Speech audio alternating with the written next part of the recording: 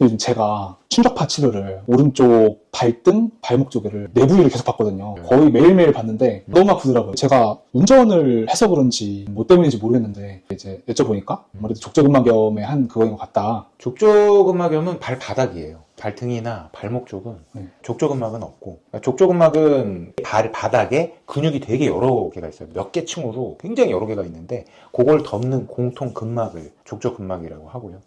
거기에 이제 염증이 생기고 석회가 끼는 병을 족저근막염 이렇게 부르고, 발목이랑 발등은 다 달라요. 관절염이 있던지 힘줄염이 있던지 뭐 인대염이 있던지 뭐 이런 식으로 나오고, 이제 환자분들이 족저근막염이 도대체 뭐냐, 발 바닥 쪽에 문제가 있으면 족저근막염, 실제로 초음파를 확인을 해보면 족저근막 말고도 근육 손상이 있다든지 관절 쪽에 뭐 석회가 껴 있다든지 뭐 힘줄염이 있다든지 이런 경우가 막 복합적으로 있는 경우가 되게 많아요. 하나만 딱 오는 게 아니고. 그렇죠. 심지어 족저근막 멀쩡한데 네. 힘줄이나 근육이 손상이 와가지고 오시는 경우도 있고, 정확하게 보려면 초음파로 한번 확인을 해봐야 돼요. 초음파로 그러면 검사를 하면은 예. 좀 확연히 다른 부분이 있나요? 그렇죠. 족저근막은 피부가 있고 그 다음에 결체 조직이 있는 다음에 바로 아래 한 1~2mm 정도 얇게 되어 있는 근막이 하나 나오거든요. 그리고 몸 쪽으로 이제 근육이 쫙 분포해 있는데, 이제 근육 퀄리티도 보고, 족저근막이 만약에 손상이 오면 까맣게 되고 많이 부어요. 그거를 보고 이제 족저근막염인지 아닌지 진단을 하고, 근육은 이제 근육이 붓거나 아니면 근육에 결이 있어요. 결이 다 이렇게 무너져 흐릿하게 보이거나 그러면 이제 근육 손상이라고 확인을 하는데,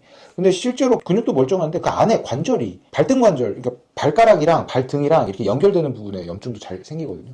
관절염으로 오시는 경우도 많아요. 이 염증이 도대체 왜 생기는 거예요? 이게 많이 써서 생기는 거 맞거든요. 오래 서 있거나 딱딱한 신발 신고 서 있거나 오래 걸어 다니거나 체중이 많이 나간다거나 뭐 이러면 당연히 오긴 오죠. 뭐 아니면 한쪽으로 이렇게 몸무게가 쏠려가지고 계속 한쪽 다리에만 무게가 많이 걸리는 경우, 그런 경우에도 올 수 있는데, 환자를 정말 많이 보는데 환자를 보면 볼수록 깨닫는 거는 먹는 거. 자꾸 먹는 거 갖고 뭐라고 해서 그런데, 그걸 안 드시는 분들은 잘 안 와요. 그리고 회복도 빠르고, 실제로도 어마어마하게 써가지고 만약에 손상이 왔다 그래도 치료하면 금방 낫고, 정말 이 먹는 거가 정말 중요한 것 같아요. 제가 어디서 들었거든요. 인간은 지구상에서 가장 멀리 달릴 수 있는 동물이래요. 정말요? 네. 몇십 킬로도 이렇게 쭉 달릴 수 있는데 쉬지 않고. 근데 그럴 수 있는 동물이 많이 없답니다. 만약에 그렇게 발이 약했으면 우리 조상들 잘 달릴 수 있었을. 물론 내가 뭐 역사학자도 아니고 뭐 그런 거 전혀 모르지만, 그런 먹는 것만 조심하면 매일매일 뛰었을 거 아닙니까, 원신들이? 진화적인 관점에서 봤을 때 이제 발이 그렇게 쉽게 손상이 오면 안 되는 건데, 이제 현대로 오면서 너무 다양하게 맛있는 것들을 많이 먹다 보니까 원신들처럼 막 수십 킬로를 매일매일 뛰어다니는 게 아니었을 거 아니에요. 현대사회 그런 사람이 어디 있어요. 그냥 좀 오래 서 있고 이런 게 문제인데, 그런 음식 안 먹었으면 안 오지 않았을까. 족저근막염 검색하는 분들이 엄청나게 많이 계세요. 그러니까 저도 이제 발이 아프니까 이거 족저근막염인가? 그 생각을 할 수 있잖아요. 정확히 발의 어떤 부분에 통증이 느껴져야지 이건 족저근막염이다 이렇게 얘기를 할 수 있을까요? 주로 많이 나타나는 지역은 발 뒤꿈치에서 한 2cm 정도 발가락 방향으로 떨어진 곳이 가장 흔하게 발생하는 족저근막염 부위인데, 근데 어디서든지 올 수 있어요. 발가락 쪽에 오는 경우도 있고, 발 중앙으로 오는 경우도 있고, 뒤꿈치로 오는 경우도 있고. 실제로 이렇게 보잖아요? 그러면 족저근막염이 아닌 경우가 많아요. 족저근막 멀쩡한데 막 근육이 망가져 있는 경우도 많고, 그냥 발바닥이 아프다고 다 족저근막염이라고 보는 건 좀 어렵고요. 실제로는 이제 발이 아파서 왔는데 족저근막염보다는 아닌 경우가 더 많을 수도 있다. 근데 검사량이 엄청 많은 걸 봐서는 그냥 발 어딘가가 아픈 분들이 굉장히 많으신가 봐요. 그렇죠. 그냥 발바닥 아픈 거죠.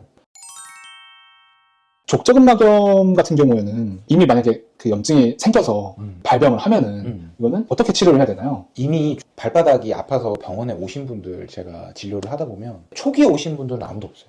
이미 참다 몇 년을 참다 혹은 몇 개월을 참다 오신 분들이 대부분이에요. 참 좋은 거는 빠르게 병원에 와서 치료를 하시는 건데, 최근에 이제 통증학회에서도 발바닥에 대해서 인베이시브한 바늘로 찌르는 거나 뭔가 뚫는 그런 시술을 웬만하면 하지 말라 이렇게 권고를 하고 있는데, 그 이유가 발이 세균 감염이 되게 잘 돼요. 무좀이 있으신 분들도 많고, 상처가 나면 금방 또 감염이 생기거든요. 주사나 이런 것들을 요즘은 하지 말라고 하고 있고요. 할 수 있는 이제 최고의 방법은 체중요파밖에 없는 거죠. 손도 마찬가지예요. 발도 마찬가지로 이제 체중요파가 가장 안전하고 가장 잘 낫고.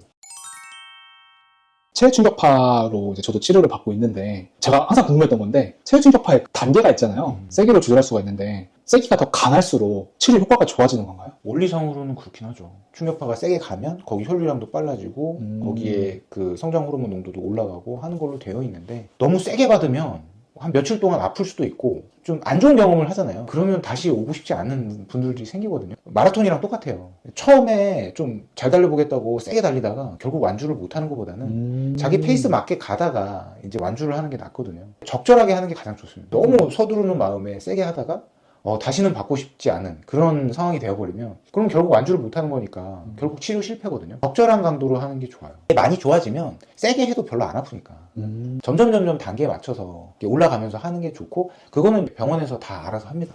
네, 그렇기 때문에 굳이 더 세게 해주세요, 막 아프게 해주세요 뭐 이렇게 얘기하실 필요 없고 그냥 적절하게 너무 아프면 좀 낮춰달라고 하시고 막 서두를 필요는 없다고 봅니다.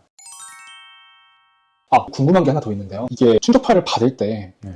저는 처음에 허리가 평상시에 아파서 네. 허리를 충격파를 받았는데 그때는 3기를 한 3에서 4 이렇게 받았었거든요. 이 정도면은 좀 안 좋은 편이다 라고 하는데 제가 그냥 어쩌다가 발목을 한번 받았는데 평소에는 안 아팠거든요. 근데 충격파를 받는데 0.5로 받아도 너무 아픈 거예요. 평상시에는 통증이 없는데도 염증이 많아져가지고 몸 상태가 안 좋을 수 있는지 그런 게 또 궁금해요. 사람이 요만큼 망가졌다고 요만큼 아프지 않거든요. 어느 정도 이상 망가져야지 아픈데 근데 그게 부위마다 좀 달라요. 네, 민감한 부위가 있고 좀 둔감한 부위가 있거든요. 예를 들면 팔꿈치 같은 경우는 정말 많이 망가져야지 아프기 시작해요. 하나 뭐 민감한 곳 있잖아요. 눈도 그렇고 네. 뭐 손가락도 그렇고 손바닥도 그렇고 조금만 상처가 나면 굉장히 아프지 않습니까? 근데 등 같은 경우에 또 둔해요. 등은 뭐가 이렇게 나거나 좀 아파도 별로 많이 통증이 없거나 그런 경우도 많거든요. 부위에 따라서 민감도가 좀 다른데요. 특히나 발목이나 팔꿈치 이런 곳은 잘 모릅니다. 사람들이 한참 망가질 때까지 잘 모르다가 어느 순간 갑자기 아픈 거예요. 근데 이만큼 도달할 때까지 안 아픈 상황이었는데 내가 이만큼이었단 말이죠. 근데 충격파 하면 이제 아프죠. 예, 충격파는 진단기기예요. 치료기기도 되지만 진단을 할 수 있어요. 염증이 있는지 없는지, 여기 손상이 있는지 없는지를 찾아낼 수 있는 진단 도구로도 인정이 되고 있거든요. 가다 아프면 거기 망가질 거예요. 너무 신기하더라고요. 네. 근데 내가 몰랐을 뿐이죠.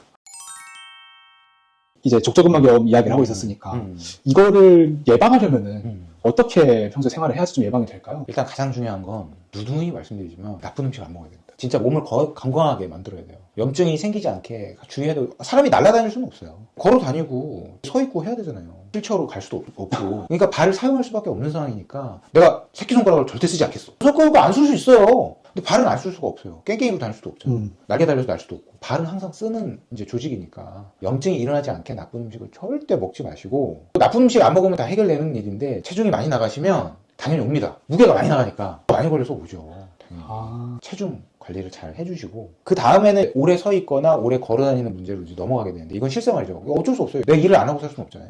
그러니까 걸어야 되고 내가 서 있어야 되는데 이걸 안 할 수는 없으니까 되도록이면 이렇게 한쪽으로 삐끄덩하게 이렇게 서서 한쪽에 부하를 많이 준다든지 앉을 수 있는 기회가 있는데도 불구하고 계속 너무 오래 서 있는다든지 너무 딱딱한 신발을 신는다든지 뭐 이렇게 발바닥에 안 좋은 행동은 좀 안 해야죠. 궁금한 게 또 있는데 이제 보통 어디가 아프다고 할 때 마사지나 스트레칭을 하라고 하는 경우가 있잖아요. 실제로 예를 들면 족저근막염이니까 발바닥이 아플 때 발바닥 마사지를 한다거나 지압불로 스트레칭을 한다거나 도움이 실제로 되나요? 됩니다. 어느 정도 효과가 있어요. 마사지를 하게 되면 그쪽에 혈류량이 많이 돌고 재생 능력도 강해지기 때문에 뭐 그렇다고 뭐 엄청 효과가 있거나 완전히 완치가 된다거나 그러진 않지만 어느 정도 효전은 되고 치료 과정에서 만약에 그걸 병행하면 치료 효과가 좀 더 나기도 하죠. 단순히 그냥 시원하고 끝나는 게 아니었네요. 그렇죠. 자주자주 뭐 조격을 한다든지 마사지를 한다든지 지압을 한다든지 이러면은 확실히 도움 많이 돼요. 자주자주 해주는 게 좋죠.